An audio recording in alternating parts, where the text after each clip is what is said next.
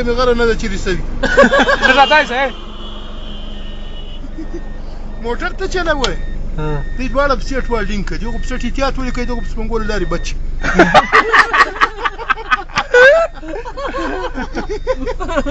سترونه نیولي اوس ځې که نه ځې لکه دیګ ته چې بله کونه ور واچي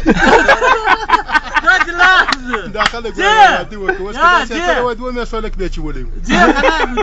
هغه بیا هم خندول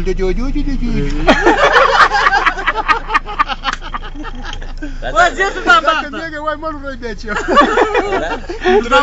کونه پر شمو تړلي وه دغه سیرلی یم کوچیانو دغسې وزو ته سر وکال مندي پرې کړي هغه دی دغسې کمزوری بعض ښه شی یاست سواړه سمبوړه که واټه میړه دې هم داسې خوله نیولې ده لکه سیرلی دې وزې غره بوی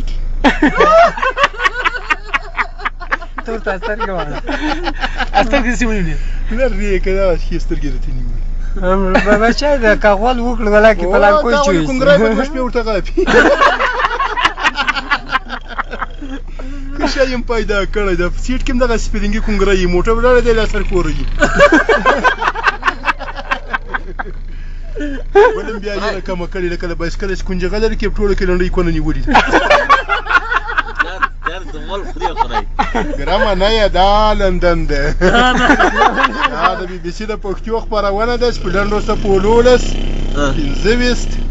او 9 او منځنۍ 228 مترو به یو دغه اشتغن در باندې سپرېږي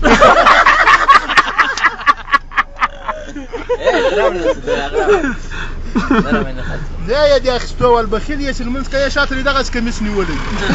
دا وځې سلطان باغ که چې ځه وخته یا نن رالم د دې ما خپله غریبي کوي وکړه جواب واخم مریض یم ته هم لا مریض یې کنه کې دې یو سړی هغه هم بیا تا غوندې ډاکټر دي فشار به لا تر خوټو راتاو کړی کار پرې ډېر شي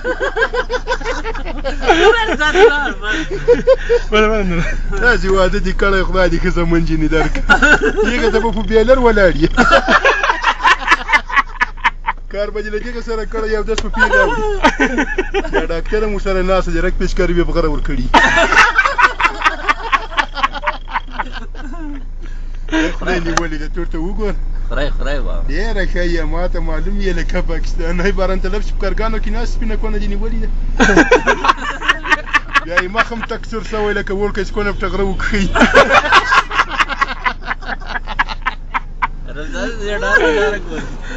بل کالم دغه اشتغانه په اوښ کې لنګه وه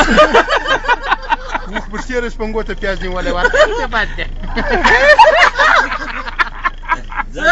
کله راځې سلطان باغ ته سبا نه بله ورځ موږ راځو هلته صحیح ده جمع سپین ځم صحیح سبا نه بله ورځ هلته څه سبا که راغلو که بله ورځ راغلو بس صحیح ده له دې چې د اولاد نه کېږي تعویض کوي که چېرې دې ورته داسې مېړه دې کړی ده غریب ته ورته ګوره نیم کور پته سوی نیم راغلی ده